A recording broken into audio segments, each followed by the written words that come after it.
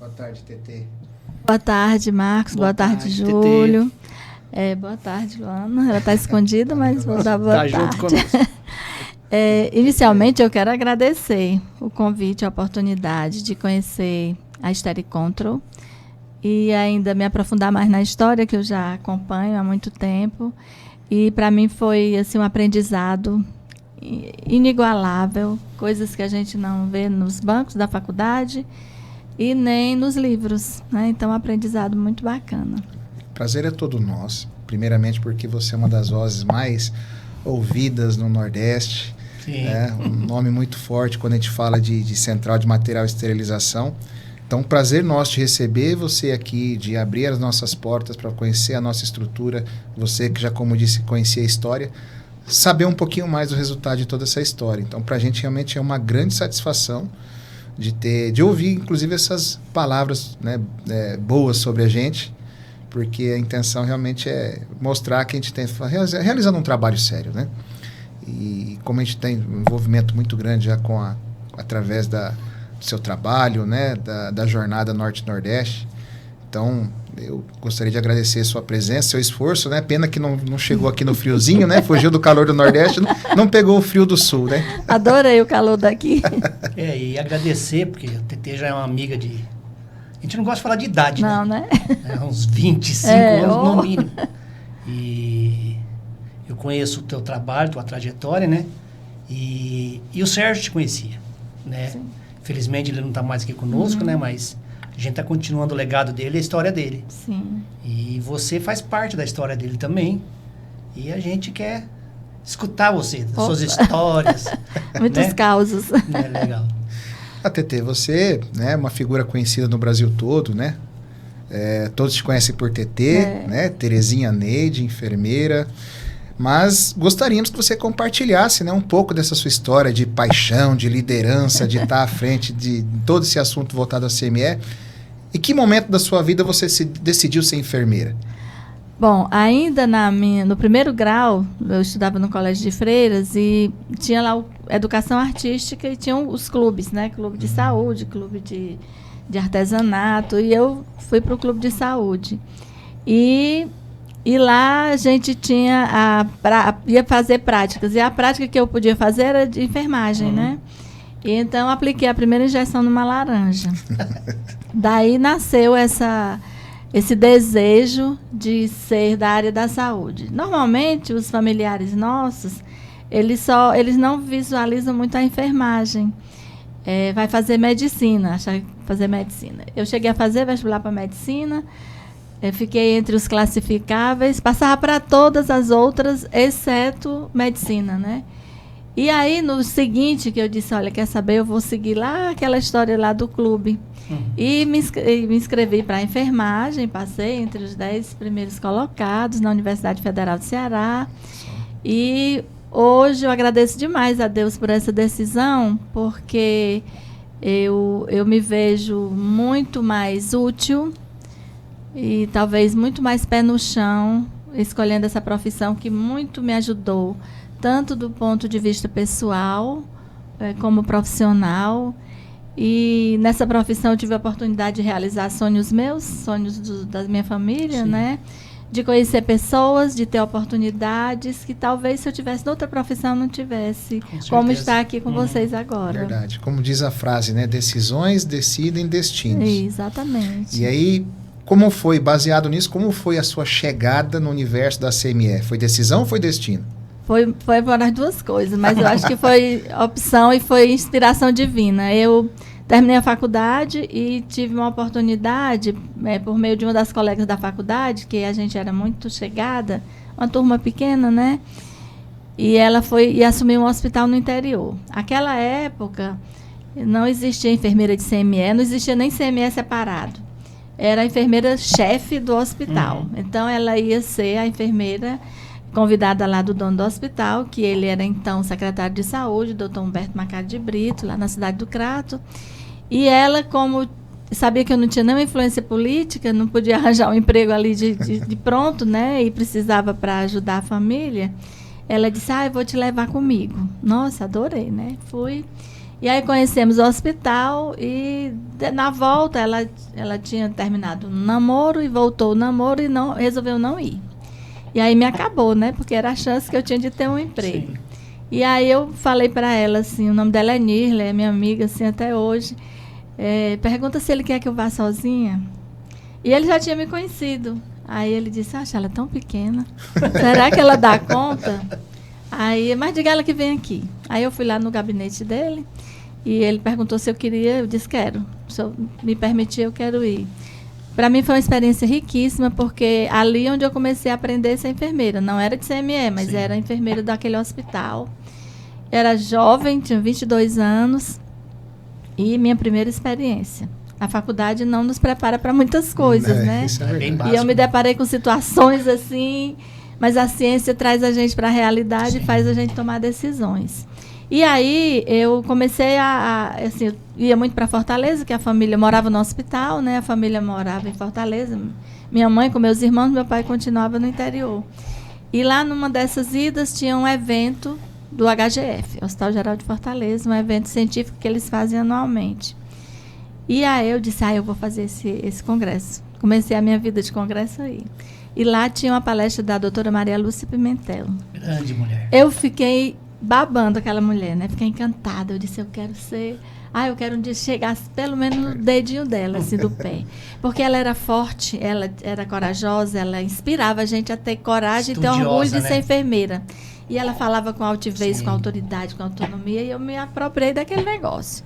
Aí cheguei, voltei para o hospital, lá no Crato, cheia das ideias, né? Já querendo, porque o centro de material lá não existia, era um autoclave vertical dentro do centro cirúrgico, na portinha, não tinha expurgo, era um negócio meio confuso. E aí começamos a fazer, comecei a despertar para esse interesse. E, claro, todo mundo perguntava as minhas coisas, eu achava que eu sabia de tudo, né? Mas tinha muito chão ainda para trilhar. Você podia não saber, mas era a que mais sabia. Era a dona do conhecimento, a dona da vez. E aí comecei a me interessar.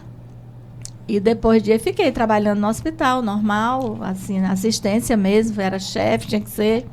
E trabalhei no posto de saúde. E depois de 5 anos eu voltei para Fortaleza.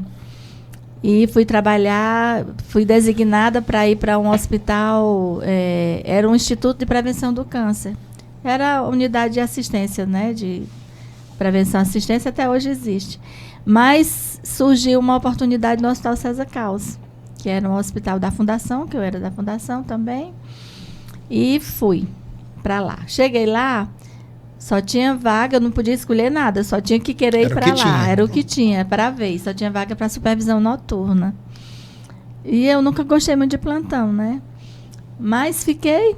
E 3 meses depois, a minha chefe, que era aquela colega que tinha me dado a oportunidade lá atrás, era a chefe do hospital. E ela foi tirar licença maternidade, então me colocou lá na chefia.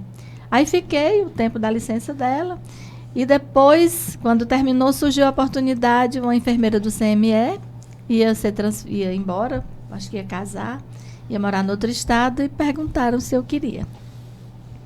Aí eu disse, eu quero. Não sabia nem o que era, né? Porque o conhecimento da faculdade era muito pequeno. Sim. E aí fui, vai para o centro de material. Né? O centro de material não precisa de enfermeira, né? Para quê? Porque achava que lá não tinha ciência. E eu resolvi ir. E nessa época, no Hospital Geral, que já era uma referência, era do INAMPS, né? Tinha sido montado pela enfermeira Vale, Maria do Livramento Vale, e ela dava um curso de aperfeiçoamento em centro de material de esterilização. Olha só. Que ela tinha montado aquele hospital, o centro de material daquele hospital, desde a base até o funcionamento, que era exemplar. E aí eu fui atrás da vaga, né? Fui lá, tive a sorte, ela era uma pessoa difícil, né? Resistente, fechada, mas eu tive a sorte de cair nas graças dela. Então, fui fazer o curso durava 3 meses, 180 horas todo dia, 6 horas. Depois tinha uma prova de 40 questões subjetivas, se não tirasse minimamente 80% das questões acertadas, a gente não recebeu. 80% era? Tinha que ser. Tinha que tirar no mínimo 8 e se não tirasse, não recebia o certificado que eu precisava para justificar a ausência, né, do hospital. Enfim, aí voltei. E ali com ela, eu aprendi que no centro de material a gente cuida. Ali tem muita ciência. E aí comecei a fazer as coisas aos poucos, né? Aprendi que na autoclave a gente não pode botar uma caixa fechada, que colocava fechada, só entreaberta, corria para fechar, né? Aí o que é que eu fiz? Fiz o que ela fez no HGF, copiei as coisas boas, tem que ser copiadas. Mandei furar todas as caixas. Então já foi uma mudança. Sim. E eu lembro que eu vim no congresso em São Paulo e tinha uma frase de uma enfermeira que foi dar uma palestra e eu gostei da frase e tomei para mim. Uma frase de São Francisco que diz assim: comece fazendo o que é necessário, depois o que é possível e de repente você estará fazendo o impossível. Sim.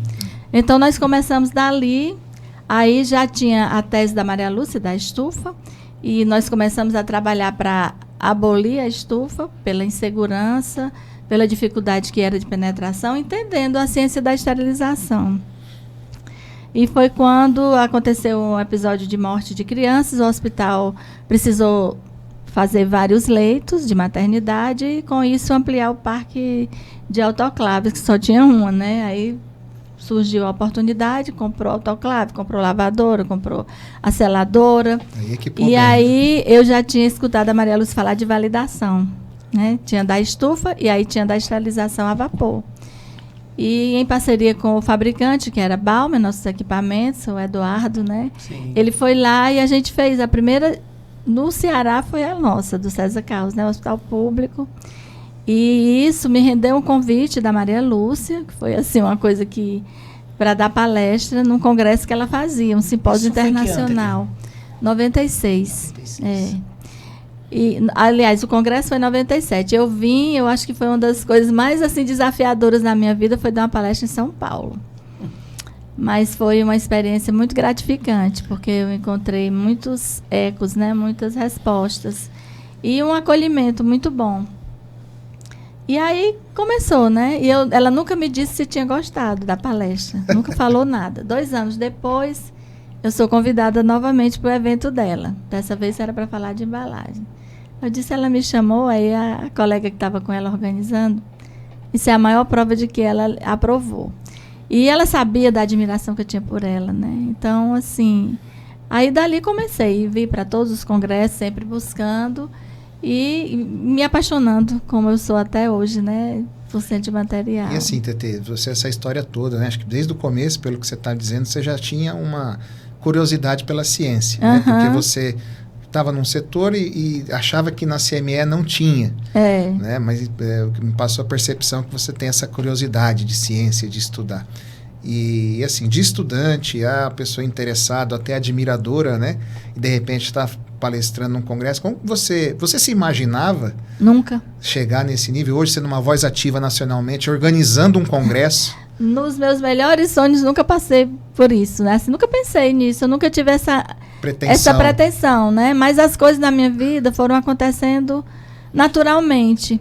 E graças a Deus eu tive muitas aberturas. Eu sou muito grata porque são pessoas que me ajudaram tanto na vida de me acolher, tanto de me ensinar, de abrir as portas.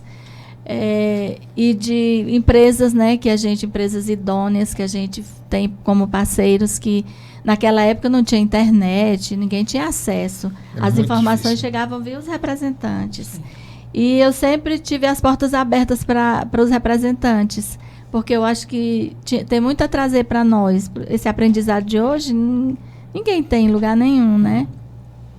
Então, eu tive muitas oportunidades de participar de eventos das empresas, de viagens, de conhecer locais, fábricas mesmo, que não eram relacionadas com esterilização.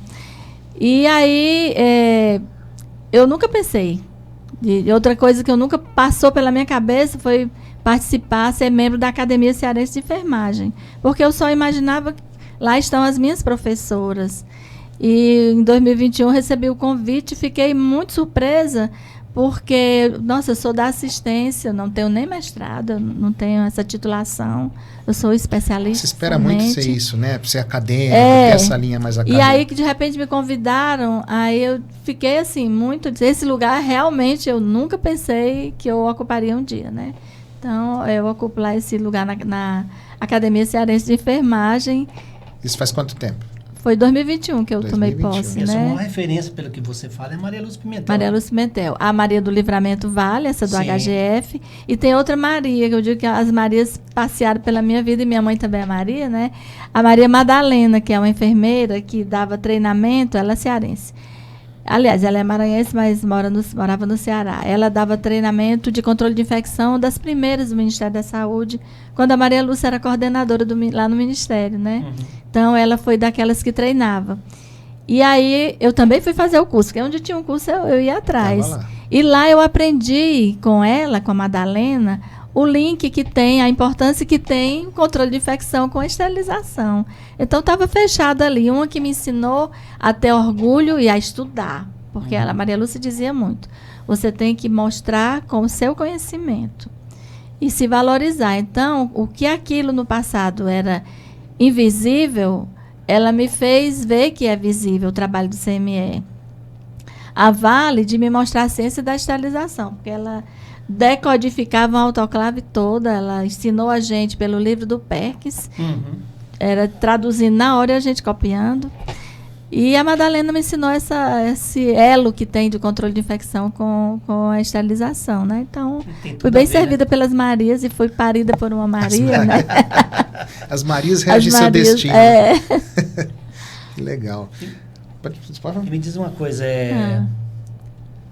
a Estericontra está vindo, esse ano faz 35 anos. Você se lembra, assim, quando que você ouviu a primeira vez a Estericontra, o Antônio Sérgio Solim? O Sérgio, eu lembro da pessoa Sérgio primeiro, porque ele era da Balmer, né? E aí ele trabalhava justamente com os testes. Então eu lembro dele desse período.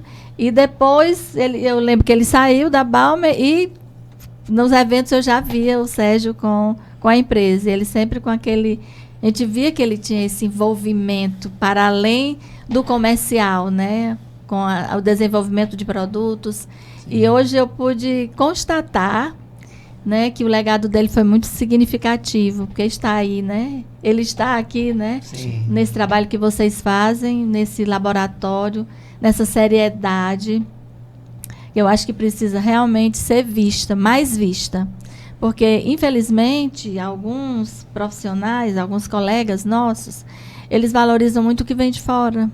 Sim. E eu acho que a gente tem que ter um olhar mais para a indústria nacional que tem compromisso com a qualidade, né? E hoje eu vi isso na indústria nacional e fiquei muito satisfeita de saber que tem uma indústria, que tem um laboratório de pesquisa, que se desafia, né? E eu fiquei muito impressionada com o que eu vi hoje aqui. Gostei muito do que eu vi. Fico feliz. É um desafio para a gente também, porque falávamos antes, né? Em função de como as coisas do lado da observação comercial como são hoje. Tudo é preço, preço, preço. E isso, infelizmente, sacrifica a qualidade. E para quem tenta garantir, né, Júlio? Sim. Você tem aquela relação, né, como administrador, de achar o melhor custo sem comprometer qualidade. Enquanto talvez outras empresas, aí é uma questão de posição de cada uma, né, não é julgando, que optam pelo caminho do preço simplesmente para satisfazer o mercado. Então, é um desafio muito grande, a gente luta bastante com isso. Então, por isso que a gente busca sempre também estar se envolvendo com congressos sérios, com pessoas que têm conteúdo sério, que têm algo a dividir, para que a gente possa somar, principalmente do ponto de vista conhecimento, né? A gente estava falando um pouco antes, durante o almoço, sobre isso, né? Pessoas que estão gerando conteúdo, principalmente o conteúdo básico. Sim. Então, uma busca que a gente tem também de incentivar, de abrir o nosso laboratório também para quem quiser fazer pesquisa, como você conheceu hoje, porque é uma forma de responsabilidade de nós como indústria, não só de desenvolver soluções de qualidade, mas também incentivar e apoiar o conhecimento. Sim. Não é? Porque é isso que constrói valor. Não é? São poucas pessoas que se incentivam a buscar, a conhecer, como você acabou de relatar a tua história. Foi tudo faíscas de buscar conhecimento. Isso foi descalando e hoje tornou uma das vozes mais ativas aí sobre CME, não só no Nordeste como no país. No Brasil todo. No Brasil todo. A gente vai ver a TT por aí. Pegando esse gancho aí, TT, voltando ali para 2012, a RDC 15, que até hoje está em revisão agora, né? A gente não sabe o que vai acontecer, né? Como você vê o Nordeste hoje, se fosse essa mesma RDC que existe hoje, quanto por cento você acha que tem realmente tem tantos por cento de hospitais que já estão seguindo a RDC 100%. Eu acho que o Nordeste ele tem uma presença bem marcante na esterilização. Talvez muito mais do que no centro cirúrgico. Nós temos, graças a Deus, em todas as capitais e mesmo no interior, profissionais que são extremamente comprometidos. A RDC 15 para nós foi um marco, né? Ela não é perfeita, mas ela é um marco que chancela a autonomia a gente. Antes, um profissional chegava e dizia, esteriliza isso aqui. E você se acercava dos conhecimentos, mas não tinha um substrato ali legal para dizer eu não faço, porque legalmente não deve ser feito, não pode ser feito. E a RDC nos deu essa chancela de muitas coisas, por exemplo, de não esterilizar na estufa. Sim. De ter que usar Boidic no autoclave com mais de 100 litros. Sim. De ter que ter uma impressora integrada no equipamento, em qualquer equipamento, né? Então foram muitos ganhos, porque eu lembro que quando eu fui pedir uma autoclave, que eu chegava e só queria, o diretor dizia assim, lá vem ela com moda. Toda vida que ela vai para esse congresso, ela chega com a moda nova. E aí a gente pediu uma autoclave com impressora. Aí encarecia bastante, com gerador próprio de vapor. E vai encarecendo, né? Com a porta com deslizamento, para não ser aquela. E hoje a gente tem essa chancela de uma resolução que ainda é frágil, deixa muitas brechas, mas a gente tem argumento para dizer isso aqui é proibido. Papel craft é proibido. Sim. Né? Então, eu acho que foi um divisor de águas. E para nós foi importante, porque mesmo que a gente saiba que alguns locais ainda desrespeitam, mas tem locais que minimamente atendem, outros que transcendem a RDC 15, né? Isso é verdade. E eu, assim, tive uma experiência muito boa no Hospital Monticlínico, lá, que era do Dr. Hipólito. Porque lá, eu acho assim que foi o lugar que a esterilização CME teve visibilidade. Ele dava, podemos usar essa palavra, carta branca para mim. Eu era enfermeira do CME, conheci o doutor assim, por intermédio do Alexandre, né? E de uma cliente dele que era conterrânea, que era minha amiga, ele levou meu currículo, então ele pediu para me conhecer. Parece que quando ele disse que eu ia para lá, algum médico torceu o nariz, lá vem ela. Aí eu vou querer, porque eu sei que essa daí é exigente. Então, trabalhei com ele muitos anos, ainda hoje presto consultoria lá na empresa dele. E ele abriu as portas, sabe? A gente foi lá o primeiro a usar a embalagem somente descartável, validar, de usar os testes prontos sem usar campos, né?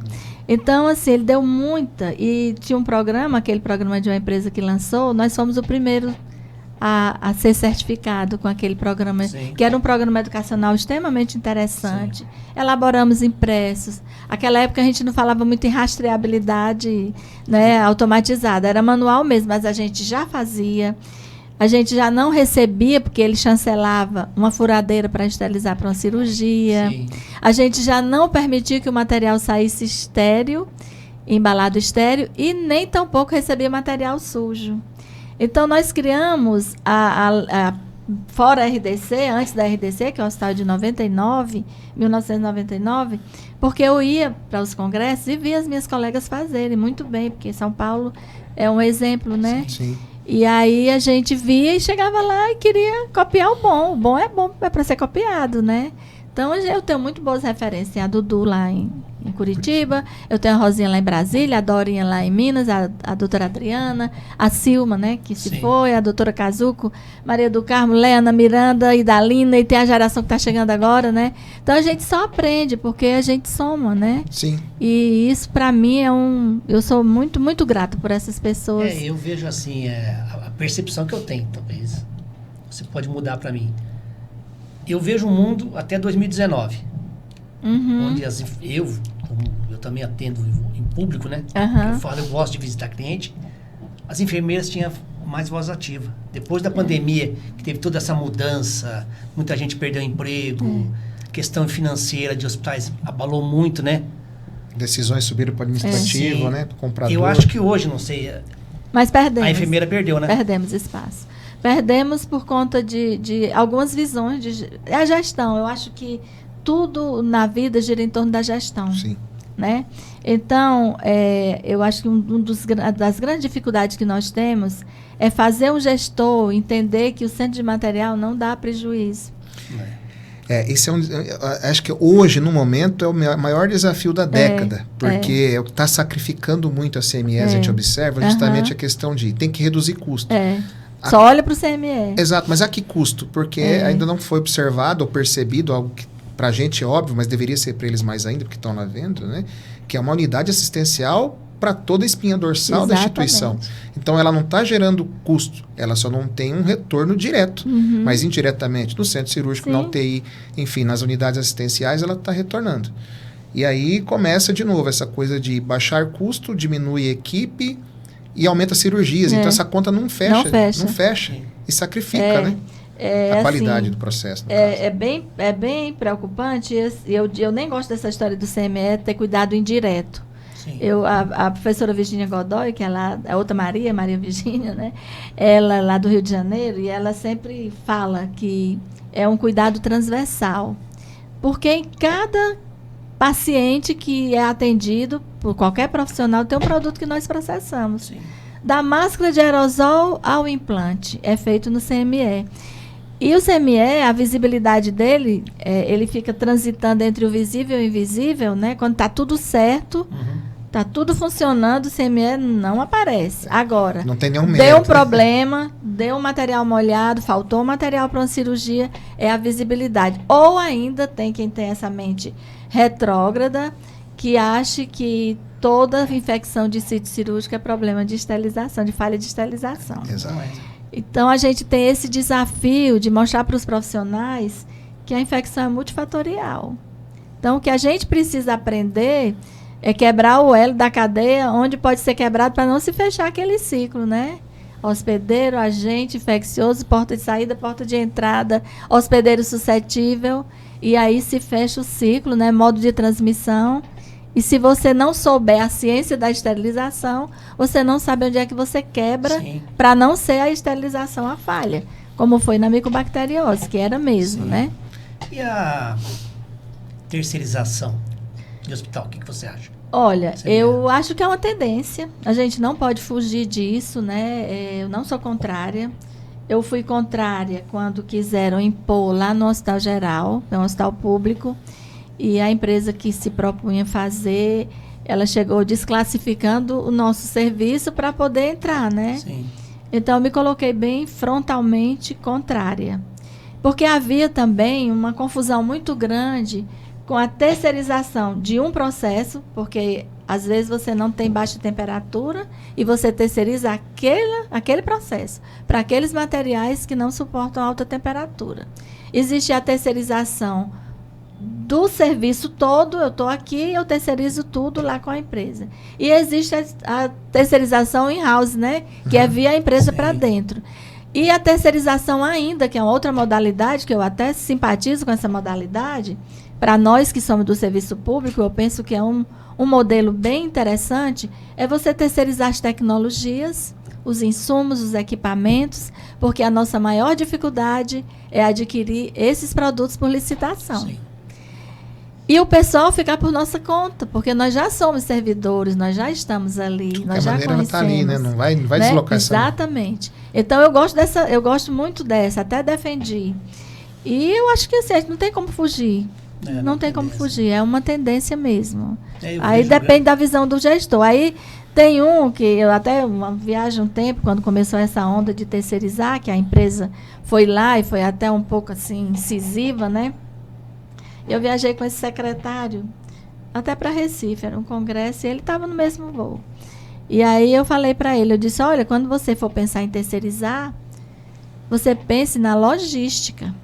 Porque se você vai tirar de dentro do hospital, você tem que dobrar o inventário do que nós já temos hoje, minimamente, para poder atender. Sim. Olha o distanciamento, olha o tempo de prova, porque o povo acha que é só jogar lá dentro e voltar.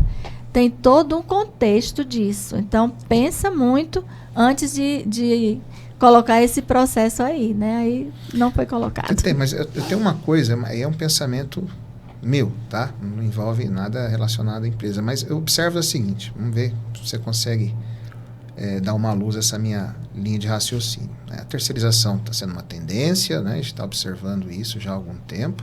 Inclusive grandes empresas surgindo aí, né? Grandes conglomerados de prestação de serviço. Mas das visitas que a gente faz, né? Vivenciando o CME todo dia e de novo, volta essa questão do custo que a gente falou bastante hoje pela manhã. Se o hospital, em grande parte, seja público ou privado, alguns já estão, inclusive, em licitação para terceirização, o hospital privado também é terceirizando. Se a intenção é redução de custo, já que tem essa visão da CME que a gente já falou, que eu não concordo e jamais vou conseguir, né, me convencer do contrário, se uma unidade de assistência que já é da estrutura do hospital está gerando custo, eu vou terceirizar, como fica a qualidade da prestação de serviço com alguém que vai fazer isso para ganhar dinheiro?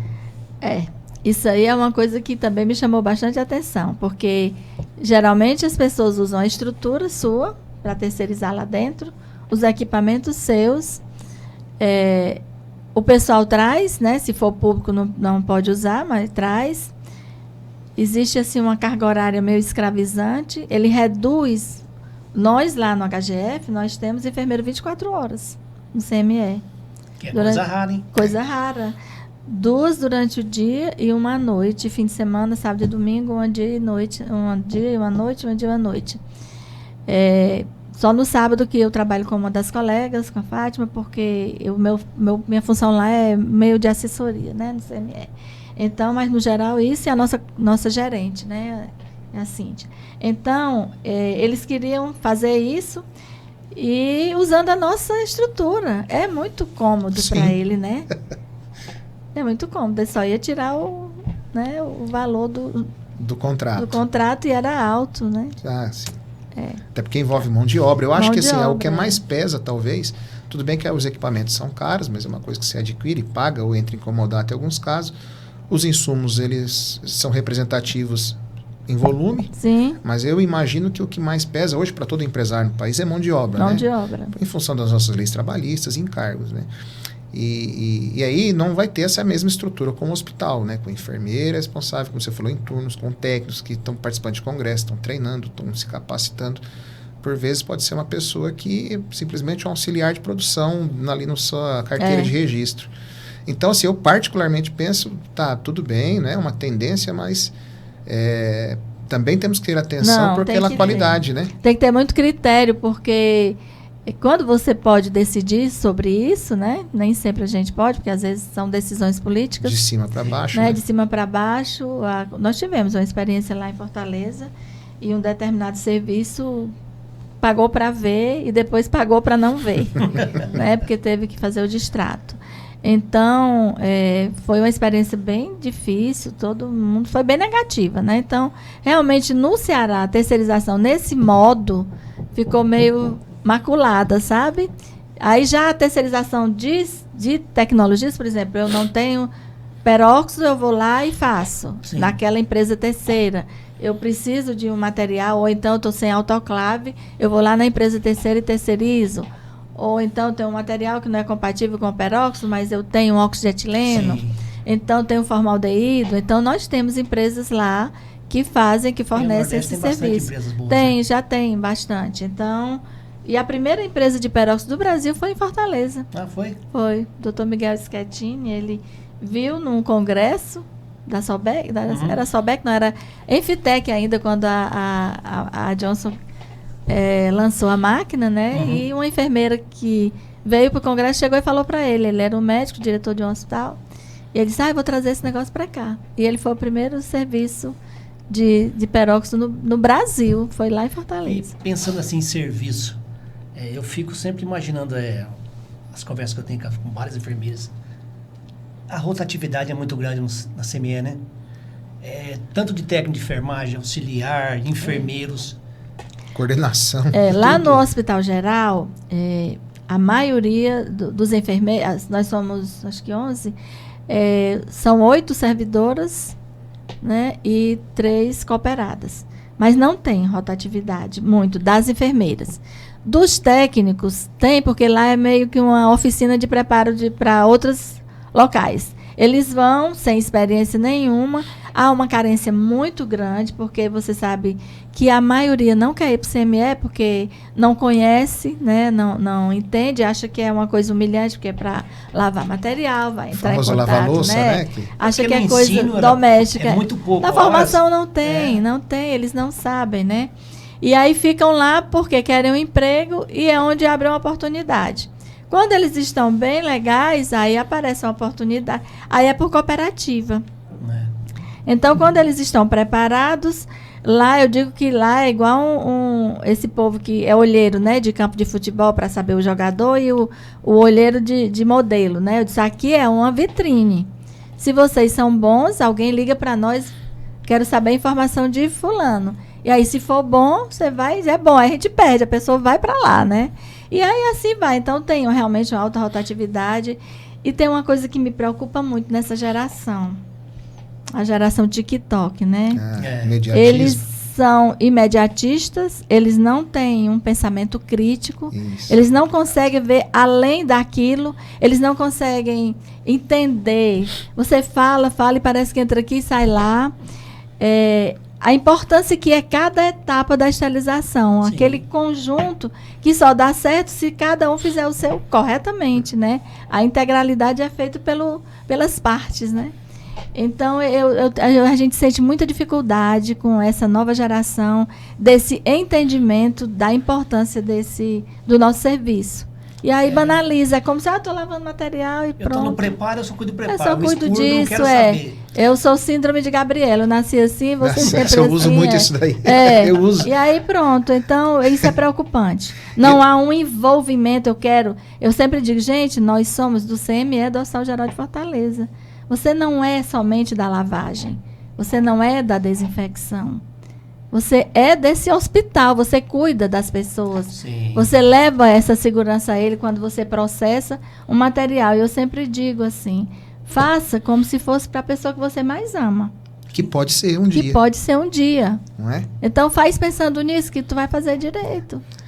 E assim, mas é um desafio. E assim, Tetê, a gente já falou aqui já bastante, acho que até de coisas dos últimos 20 anos. Além disso que você está vendo, porque isso a gente tem que sacar bem nessa questão geracional, porque o processo não vai deixar de existir porque as pessoas estão mudando. Exatamente. Não é? E aí, para além disso, né? Apesar disso. Por mais que existam as empresas que estão assumindo isso, mas elas também precisam dessa mão de obra. Sim. Não tem como escapar. Não tem. Além disso, o que você vê mais de desafio para esse universo de CME, sei lá, para daqui os próximos 10 anos? Na minha opinião, assim, o maior desafio é o entendimento da alta gestão, da importância que é investir em CME. Porque a estrutura é a base de tudo. Se eu não tenho uma estrutura que compreende a infra e as tecnologias e os insumos e as pessoas, sim, o processo não anda. E aí, se eu não tenho, eu digo muitas vezes, quando as pessoas vêm pedir um material, eu canto aquela música. Sabe lá o que é não ter e ter que ter para dar, a gente não tem. Sim. Como é que eu vou entregar uma coisa que eu não tenho? Né? Então, é o inventário que é pequeno, é a terceirizada, a lavanderia que não chega com os campos, né? Com os aventais, porque a embalagem a gente só já usa descartável. É o fornecedor que não entregou o insumo, é o autoclave que está vazando, que molhou, enfim, que a assistência técnica só chega depois, a água que tem um problema, são inúmeros, né? São Sim. inúmeros desafios, e aí a gente mata um leão por dia para poder fazer, mas eu sou da opinião, eu pratico isso, eu faço o meu melhor, com o melhor que eu tenho, como diz o professor Mário Sérgio Cortella, com o que eu tenho naquele momento. Sim. Enquanto eu não tenho condições melhores para fazer melhor ainda. Inclusive, não sei se você sabe, o professor Cortella é londrinense. Né? Ah, é? É verdade. Ele sempre fala na história da mãe dele do trem das 11, né? Então, assim, aí a gente vai, quando eu vou trabalhar, eu vou com tudo, com 100%, para fazer o meu melhor ali, dar o meu melhor. E aí... Pronto, meu compromisso com aquilo, eu vou nesse intuito. Eu não vou fazer só meia boca porque eu estou aqui, porque nada, de jeito nenhum. E você acha que tem alguma coisa que, de alguma maneira, independente de qual esfera, seria possível fazer? Porque acho que é um conjunto, né? Não dá para atribuir essa responsabilidade a um setor ou a outro. Que a gente conseguisse trazer esse conhecimento também para essas outras áreas, para que a CME pudesse ter mais apoio, mais suporte, principalmente na área administrativa, na área de gestão, que é o que está ali apertando o laço em cima Eu acho que a gente agora tinha que dar um passo para trás, sabe? Porque eu fico muito... é bom a tecnologia, a evolução, a internet, mas eu senti muito essa falta dessa proximidade de informações, de você chegar, uma pessoa com credibilidade, que tenha empatia, conhecimento, né? Que chegava e conversava e que você aprendia mesmo, ou que tinha bastante eventos que a gente ia.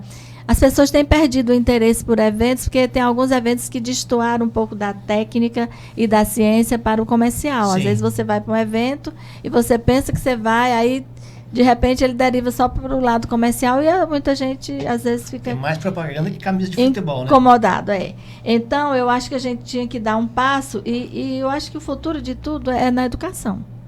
É no treinamento. É nessa aproximação, porque a parte mais desafiadora é a relação humana. São as diferenças, porque eu fico imaginando quão difícil é. Eu sou nascida de uma família de 7 filhos, né? Do mesmo pai e da mesma mãe, graças a Deus. E nós somos pessoas completamente diferentes. Você imagina numa CME como a nossa, que tem 90 pessoas. Que não tem relação nenhuma, não tem nem o irmão do outro. De famílias diferentes, de natureza diferente, de índoles diferentes. Conviver naquele espaço, conseguir respeitar as diferenças e absorver as boas coisas, né? É um desafio grande. Então, aí eu acho que a educação continuada ajuda muito, né? Sim, demais. Faz toda a diferença a educação continuada. E eu sinto falta, porque no passado a gente tinha as empresas presentes ali, vinha. Aí passou um tempo que proibiu as empresas entrarem, que foi coisa da gestão, que eu acho um absurdo. Tem a questão do compliance também, mas é besteira, gente. Sim. Acho que se você não conhecer o profissional, se quiser se vender, se vende, né? Sim. Não precisa ser o povo dentro, do alto escalão não se vende, né? Lá por cima, Então, assim, eu acho que não é... A alegativa é pobre, eu acho, fraca. Eu, pelo menos, já briguei muito por isso. Por conta disso, paguei caro, né? Porque sofri uma denúncia anônima que era mais visto do que esse anônimo, que eu sei quem foi. Então, sofri muito, né? Com medo, assim... Eu sabia que eu não ia ser exonerada, porque eu sabia da minha postura. Mas se eu não encontro pessoas que acreditassem e que testemunhassem o meu trabalho, eu poderia ter sido exonerada do Estado por uma denúncia anônima. Isso é absurdo. Então... E aí você pega também, por exemplo, assim, eu tenho muita familiaridade com equipamentos de esterilização também, né? Hoje tem equipamentos que praticamente tecnologia avançadíssima. Aí eu pergunto, mas temos... Quem sabe operar. Pessoas preparadas para isso? Exatamente. Que é aí que eu entro a educação continuada. Aí a empresa vai ter que se envolver, né? E eu acho isso uma dificuldade. E às vezes a gente sente hoje que algumas empresas, elas têm uma preocupação muito grande de colocar o produto. Depois que coloca, é igual quando você vota. Na eleição você tem valor até a véspera. Vale muito, seu voto vale demais. Eu digo muito, eu estou me sentindo, falo demais isso para algumas empresas, estou me sentindo como um eleitor que votou. Que já votou. E já ganhou e tchau. Agora acabou, perdeu o encanto e pronto. Foi o que nós conversamos cedo, né? Exatamente. A falta dessa responsabilização, porque é como um filho, você tem um equipamento, você botou ali, você tem que acompanhar, você tem que treinar, você tem que orientar. E a gente tem que estar receptivo. De certa forma, acho que também é uma visão do lado da indústria, seja equipamentos, insumos ou qualquer que seja, porque assim, nós também somos tão responsáveis quanto vocês lá dentro. Porque o produto, o equipamento, ele está, obviamente, diretamente envolvido ao processo. Sim. Porque sua mão de obra não vai fazer nada, né? Não faz. Não tem como realizar. Essa questão da educação a gente vem trabalhando bastante, até razão, inclusive, desse projeto podcast, trazer pessoas para compartilhar suas histórias. A gente quer que as pessoas se inspirem, acendam a essa luz que você teve, outros teve, que já passaram por aqui, que já visitaram a nossa empresa também, que compartilham uma história muito semelhante. Hoje você está à frente, a gente pode dizer que a Jornada do Norte-Nordeste já está no cenário dos maiores eventos do país, né? Apesar de estar localizado, né, focado na região Nordeste. a gente participa de todos já, né? Desde o retorno aí pós-pandemia. Mas como é que foi a sua história com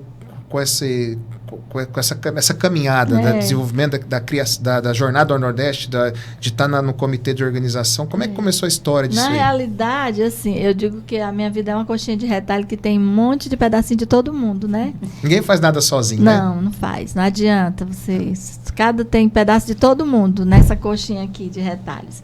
Então, eu participei de uma das diretorias da ABEM, no passado bem remoto, que eu não vou falar. E aí, a pessoa que estava na presidência, à época, ela era bem empreendedora. Então, ela quis fazer, vou fazer uma jornada. Ela era bem assim. E aí eu lembro que essa primeira jornada que ela fez, foi ela que fez, ela presidente. A gente ia para o interior, dar curso e tal, e ela resolveu fazer uma em Fortaleza. E foi no auditório da Unimed, um auditório para 100 pessoas. Aí ela levou a doutora Maria Lúcia e uma colega nossa de lá, a Maria Eurideia, que era estomaterapeuta, então não era nem de centro cirúrgico CME. Era uma jornada de enfermagem. E foi a primeira. Mas aí, como tinha a doutora Maria Lúcia, era de esterilização, né? Não tinha como fugir. E aí, era um dia, era só elas duas falando, acho que a doutora Kazuko também foi nessa.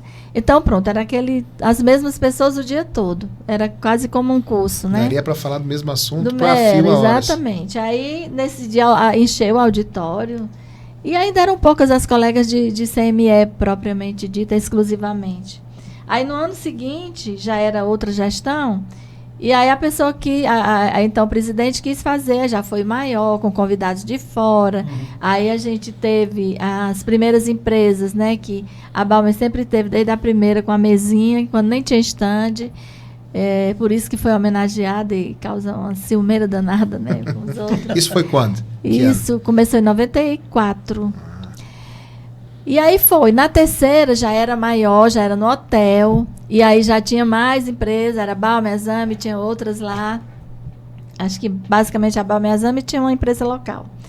E aí depois foi. Depois nós mudamos de hotel, aí começou. Aí, no passado a gente teve uma empresa, eu com as colegas, que era de organização de eventos, assessoria e organização de eventos. E a gente fez ainda 2 desses eventos. Depois essa empresa acabou, porque elas quiseram trilhar outro caminho. E eu fiquei. Aí, quando outra presidente assumiu, aí a colega que tinha sido a antecessora dela disse, só tem uma pessoa que dá conta de fazer isso, é a TT. E aí eu comecei a fazer, né, contando com os relacionamentos bons que eu tinha com as empresas. Então, a Balmer sempre levava a Maria Lúcia, que era, sei lá, e levava a Maria Lúcia. Então, a gente foi ampliando. Então, a gente fazia no hotel Praia Ponta Mar, que era só um auditório grande e um corredorzinho que tinha o quê? Uns 8 estandes. E começou a crescer, né? A ponto de depois eu tirar o auditório de baixo e subir e fazer só lá embaixo, era só stand. E depois a que a gente fez por último lá foi meio... foi assim, bem preocupante, que aconteceram muitas coisas, muitos dissabores. E a gente mudou para aquela estrutura ali que a gente está bem feliz lá no Praia Centro, né? É muito boa a estrutura. Eu resisti bastante para lá, brigava muito com o gerente, fazia comparações. Aí eu vou lhe mostrar que nós vamos superar suas expectativas. E realmente a gente fica bem satisfeito com o resultado ali, né? Sim. E ver que vocês também ficam, porque eu sempre digo, né? Um evento você não faz com inscrição. Não. Você só faz evento com parcerias. É por isso que a gente tem uma preocupação. E a ABEM sempre, tipo assim, dá carta branca, porque ela sabe que a gente que conhece, a gente forma uma equipe, né? Uma equipe bem coesa, de pouca gente, para não ter muita... né? E pessoas que pensam na linha da qualidade, da segurança, do cuidado, né? A gente formou uma equipe nas últimas, né? Que era a Débora, a Valdélia, a Elaine, a Patrícia e a Simone. E a Valdélia, né? E a pessoa que está na ABEM, que ajuda, Leonardo, a Val. E aí a gente vai montando a programação, aquilo vai fluindo, sabe? Cada uma com a necessidade, se respeita muito. E o que é bem gratificante disso é a alegria que as pessoas têm de ir para a jornada. Tanto as empresas, que a gente vê pelas respostas, quando a gente cancelou em 2020, todo mundo diz, olha, a hora que vocês fizerem, nós estamos juntos. O grupo não desfez e a gente fez em 2022. E os palestrantes, que têm prazer de irem para aquele evento. Então, isso é muito bom. E já estamos falando da data de 2026, né? Já tem data para 2026 em agosto. Uma coisa que eu percebi, eu tive a oportunidade de estar lá, né, com o nosso stand da Estéreo Control na jornada de 2023 em Fortaleza, né, 2024, melhor corrigindo. E eu vi, assim, comparado a outros eventos que a gente já participou, o entusiasmo. Porque normalmente vai chegando perto do final da semana, o pessoal já vai... Sim. Não, até o final, até as últimas palestras, estava o mesmo público, a mesma quantidade, tinha os intervalos do café, o pessoal vinha para os estandes. Porque começa nos primeiros dias, tem aquele pico, né? Depois vai diminuindo. Não, foi totalmente linear, se manteve de forma perceptiva. Para mim, se manteve o mesmo público de ponta a ponta, até o final. Então, isso eu só achei, assim, muito impactante, no sentido de como isso legal. representa. E olha que Fortaleza é uma cidade convidativa, você sair para bater perna, né? Para fazer turismo, mas ir pra praia, realmente, né? a gente tem muito, assim, até esse detalhe da programação, a gente se preocupa. A gente sabe aqueles que fecham e que botam para o final do dia, né? Que vende, e aí vai. Então, a gente meio que gerencia isso para ter esse público. Eu lembro que a programação dessa daí, o povo não sabia para onde ir, porque era uma palestra boa aqui, outra boa aqui, e agora? Eu quero ver as duas, não conseguia. Verdade. Como é que se balanceia isso? Porque é difícil, né? É difícil. Duas palestras de duas pessoas muito boas. A gente, na realidade, a nossa programação oficial não tem paralelo. O paralelo são os simpósios das empresas, né? Então, os nossos patrocinadores Diamante, que a gente, ano passado, foi fora da curva, porque tivemos 5, mas esse ano a gente vai ficar só com os 4, porque compromete a programação oficial. Porque nós, do nosso patrocinador Diamante, nós colocamos ele no auditório oficial. Ele tem direito, cada um simpósio, né? Que vocês participaram com o João. E aí tem direito um lá e um paralelo. E a gente tem cuidado de não colocar as empresas Diamante, o horário no paralelo, no dia que é o simpósio oficial. Um ano a gente colocou horários diferentes, aí dava aquela coisa, a gente que reclama que eu cheguei depois, isso aqui, aquela história. No outro ano a gente experimentou fazer a tarde toda de simpósio Diamante. Ano passado a gente, por conta dos 5, a gente teve que mesclar. Esse ano a gente vai estudar ainda como é que vamos fazer. E tem também os trabalhos que são expostos e todo mundo quer fazer seu simpósio. A gente dá também para o patrocinador ouro um simpósio prata. Então, eles ficam com aquelas 2 salas e a gente dá a agenda para marcar. E o paralelo são eles. Às vezes, tem palestra lá no paralelo que lota. Às vezes, é a empresa que faz o lobby, é fulano e tal, pronto. E outras vezes é porque eu sou de CME e a palestra lá do oficial é centro cirúrgico. Aí eu vou para o CME. Então, é só essa coisa. A gente realmente sente, mas não tem outro jeito, porque não dá como... não pode ampliar o período, porque aí fica mais caro, é mais um dia de hotel. Também é mais caro para quem vem de fora, né, e tudo. A gente tem que gerenciar dessa forma. É jeito, né?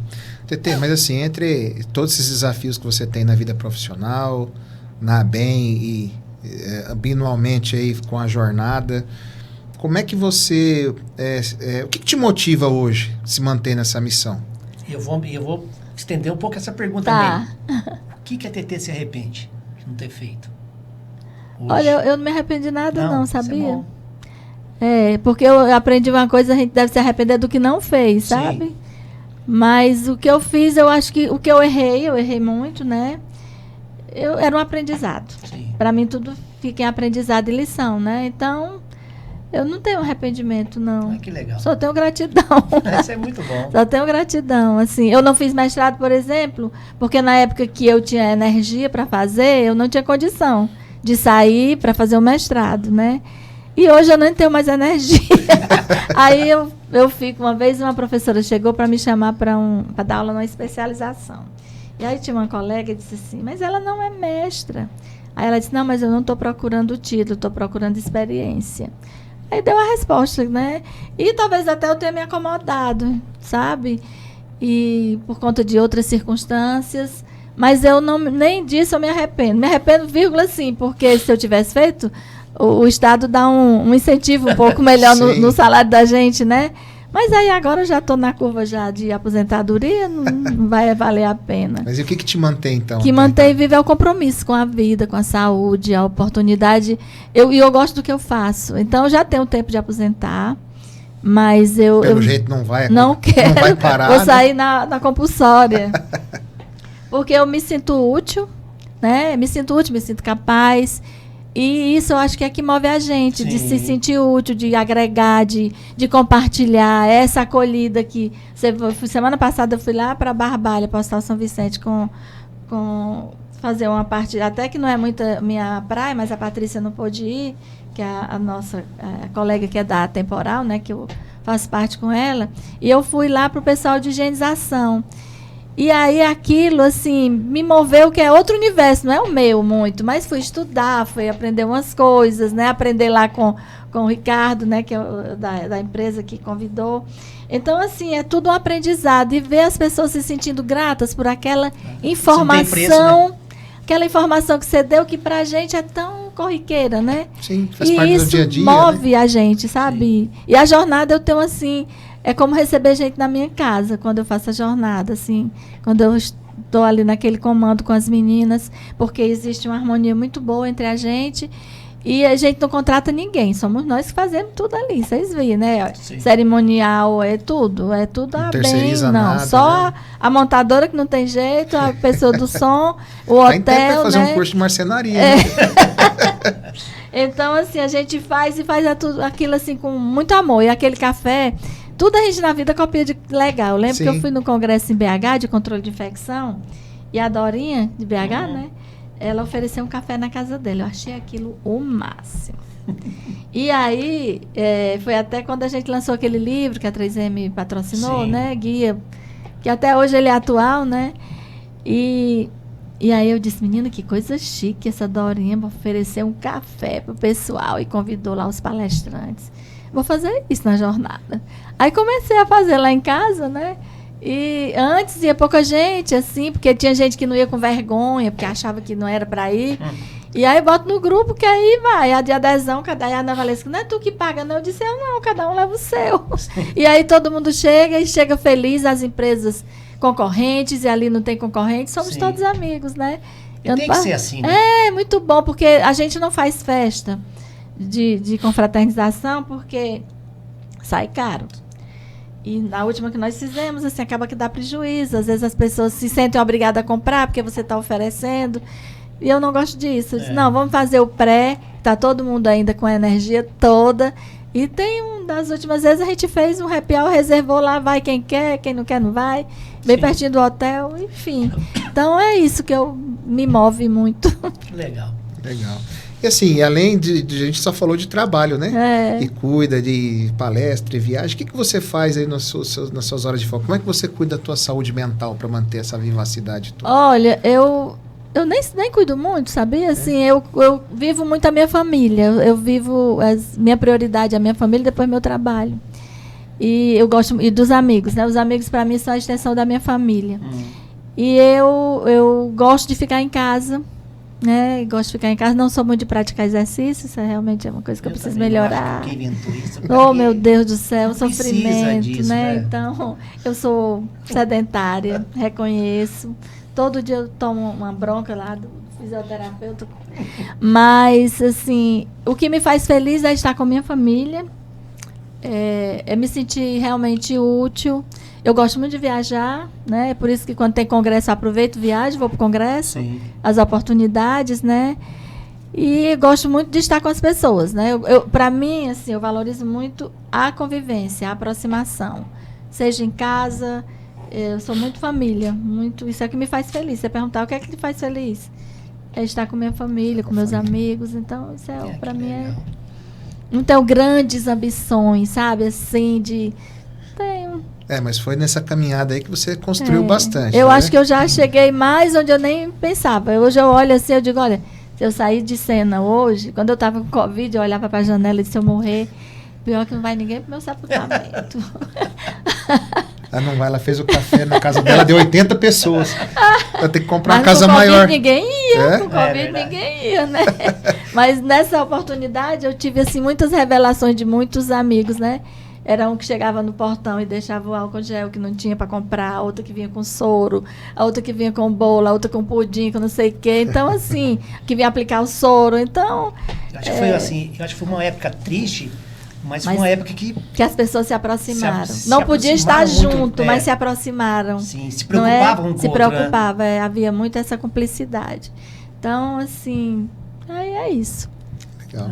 Bom, para a gente encerrar, né? A gente falou bastante aqui, você falou de família. Hoje, se você pudesse... hoje não, nesse momento, que mensagem você quer deixar para todo e qualquer profissional de CME ou para profissionais, né, que pretendem, de repente, algum dia atuar em CME? O que a TT diria para Olha, eu acho que a gente tem, como profissional, de dar o melhor da gente. Porque isso é uma função nem só do profissional, do ser humano, né? De não ter reserva de conhecimento, porque isso não vai te levar a lugar nenhum. Sim. Conhecimento, tem uma frase também que era de uma palestra do professor aí. Conhecimento, assim como o amor, só aumenta se for compartilhado. Então, tem gente que tem um apego a conhecimento. Isso aqui eu sei, não vou te dizer.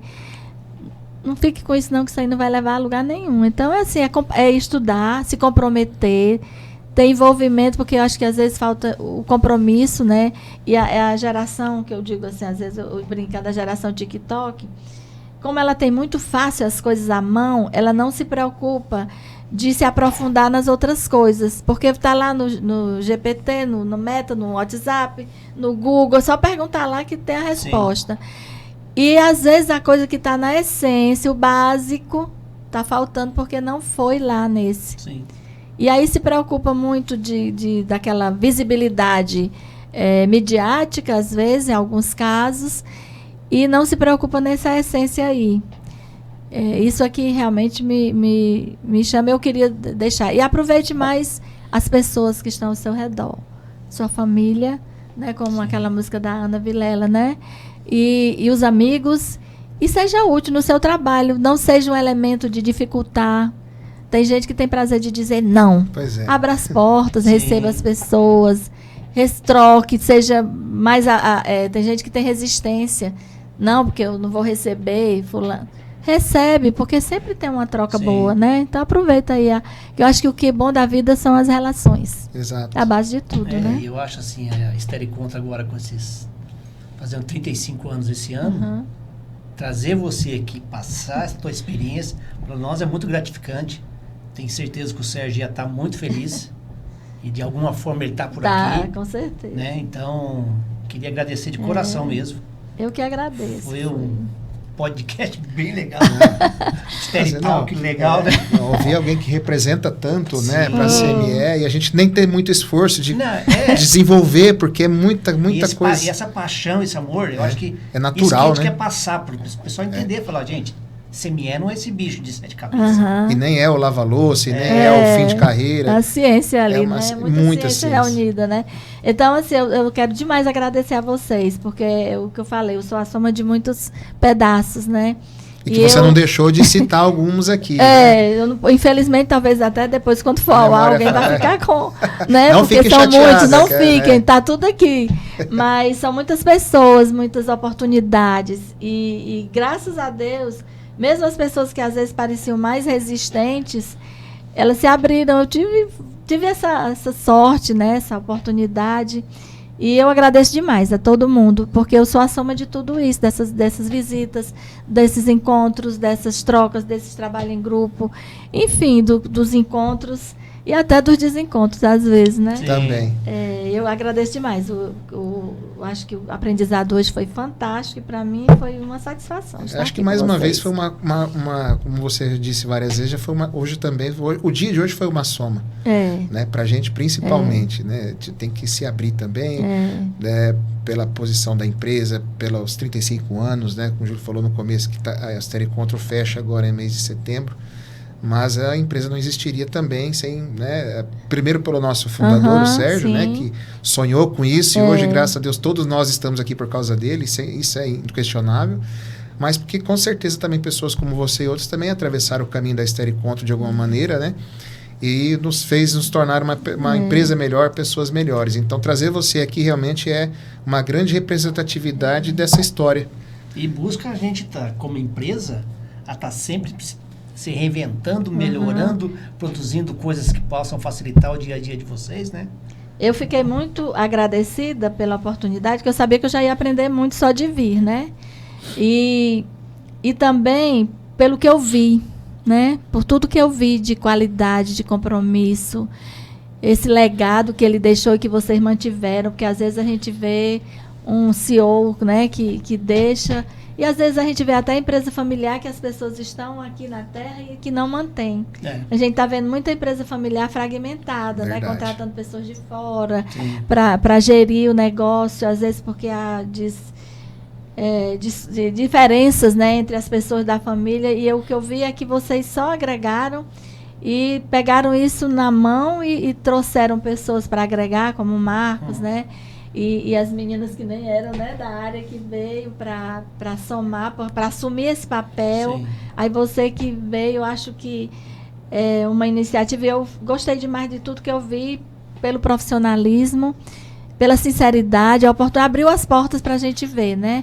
E vocês estão de parabéns, porque eu acho que tem que acontecer mais, outras empresas têm que fazer mais Sim. isso, e trazer mais pessoas que tenham essa oportunidade. Às vezes até aquelas que são céticas, né? Sim. Vem para ver como é que é feito, né? Vem trazer um pouco do que a pessoa sabe, muita gente que sabe muito.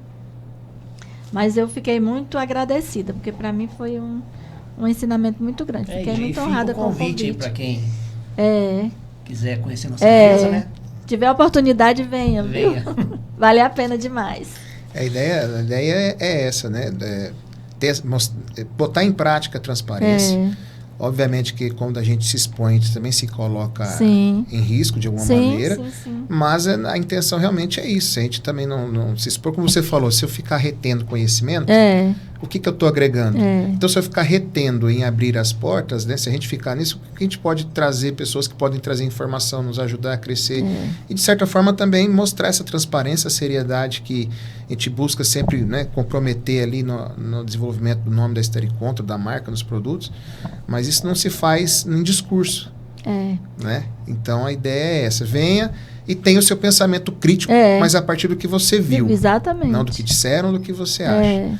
E aí, independente do resultado, é um risco calculado, né? Então, mas a ideia é essa, é transparência. E assim também com as visitas, né? A gente sempre reforçou hoje no laboratório, você conhecendo, que o laboratório está aberto também, né? Para quem quiser desenvolver alguma pesquisa, algum trabalho acadêmico, isso foi uma vontade do Sérgio, que o Júlio botou à frente também para a gente correr atrás, deixar a porta aberta. Se eu morasse mais perto, certamente eu viria.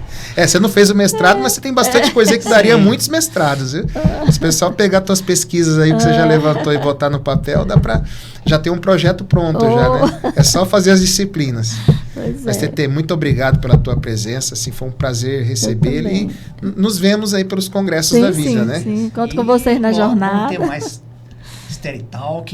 Isso, tá bom. Chame Você mais tá convidada pessoas. sempre para vir para cá. Opa, muito obrigada. Virei todas as vezes. Muito obrigada. Obrigado, nós. Obrigada. Boa tarde.